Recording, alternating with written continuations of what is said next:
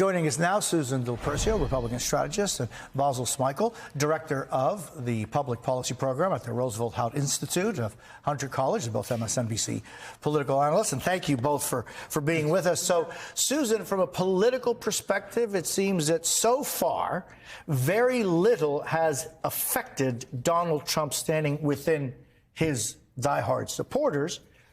Is this something, either he gets convicted or not, that could have an impact on it?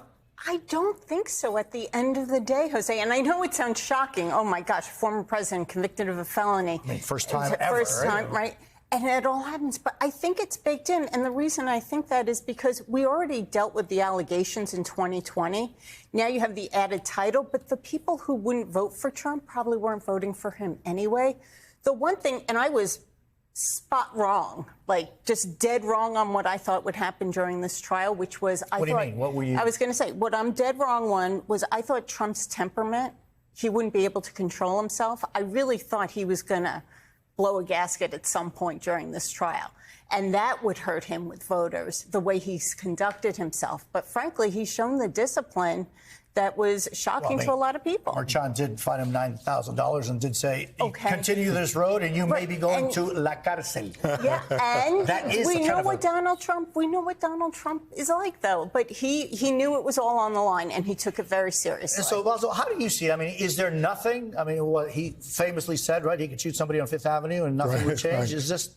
Nothing is going to change? Let me do just a quick 10 seconds, because as we talked about whether or not Donald Trump can vote if he's convicted, if he's in prison, I just want to send a shout out to Democrats who have been pushing this issue of disenfranchisement of people who've been incarcerated and being able to get them to be able to retain or get back their voting rights. And in Florida, in the last, I think a couple of years ago, 1.2 million voters actually got their rights back, which was something that Democrats have been pushing for a long time. People who've been formerly incarcerated being able to vote. Thanks to an effort by the Koch brothers. Go figure. Listen, I have got to say that Democrats have been pushing this issue across the country for years because it affected black and brown people so significantly. To your specific question, I do think that there's a moment where if he is convicted, even on a few charges, that there's a moment of pause. It may be that those same voters go back and say, if I was going to vote for him the first time, I'm going to continue to vote for him. But for those voters where there's that moment of pause, it does present an opportunity for Democrats to say, do you want to keep dealing with this for the next 4 years if you reelect him? And if you don't, if you have some moment of clarity where you say, you know, maybe there's an alternative, come look at what we do over here. We are the party of good governance. We're the party of bringing things back to normal. What about the it's almost like a mantra that is repeated over and over again by some in the MAGA world or Republicans, is the politicization of the justice system. And I think that that's something that could that have an impact on it more than it already has. I don't know if it's more than that. I know it's become much more dangerous for our country. I mean, it's really cracking our pillars of democracy. It started in 2016 when he said the press is the enemy of the people. What he has now done with the judicial system, meaning Donald Trump, has really weaponized it and really put itself on its head, if you will. And that's what I'm more concerned going forward with. And the whole issue of questioning elections, and it didn't start in 2016, but it certainly was an important issue that was mentioned sometimes by both sides on questioning the integrity or the legality of elections.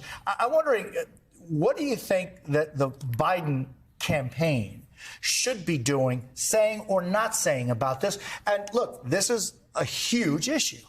It's a huge issue, and I'll actually add another layer to it. What I think has been this trend, even since I voted in my first presidential election, 1992, was that there was always a sense that the institutions were discriminatory, racist, couldn't trust them. But if there were good people running them, it could make the difference. And I think a lot of voters now not only don't believe in the people running them, they don't believe in the institutions themselves. There is this need. And what?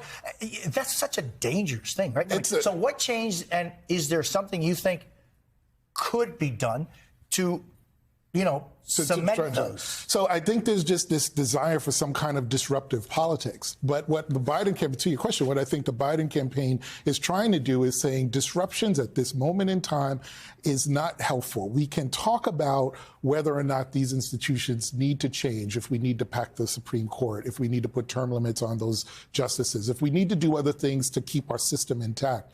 But right now, we have to just get through this election. And getting through this election means if you don't like me, just vote for my agenda. And I think that's what the Biden campaign is trying to get across, that the agenda, if not the man, is the thing that we need to be aspiring to. Is there anything that could change? Could change Biden's plan as far as looking for those votes. Yeah. I think also just for the perception of what we are as a country. Well, you know, we had Merrick Garland in at DOJ. Now, he's gone through a lot of criticisms for not moving fast enough on some of these cases. But if there was anyone who was more dotting the I's and crossing the T's and should make our country feel safer about our judicial system, it would be someone like Merrick Garland. The problem really is that we are too divided. I don't know what gets us there, because if it's Donald Trump in office next, it's going to completely crumble. The only hope I have is that if Joe Biden is there for another 4 years, we slowly get back to normal because Trump gets out of the spotlight. You know, there are elections coming up in Mexico this Sunday. Today, there was a huge issue in Spain that the party in power actually gave they gave an authorization for all crimes, political crimes that have been committed will be wiped clean so that they could join the party in power.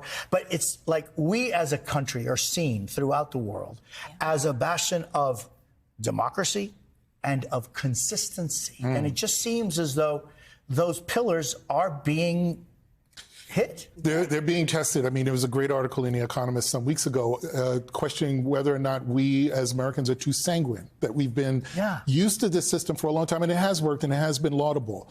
But we've seen it get tested. Now, how do we strengthen those pillars? And we shouldn't forget that Donald Trump is one who pushes isolationists. A lot of his followers don't care what the rest of the world thinks of us, and that is equally as dangerous. Susan Del Percio and Basil Smikle, thank you both so very much.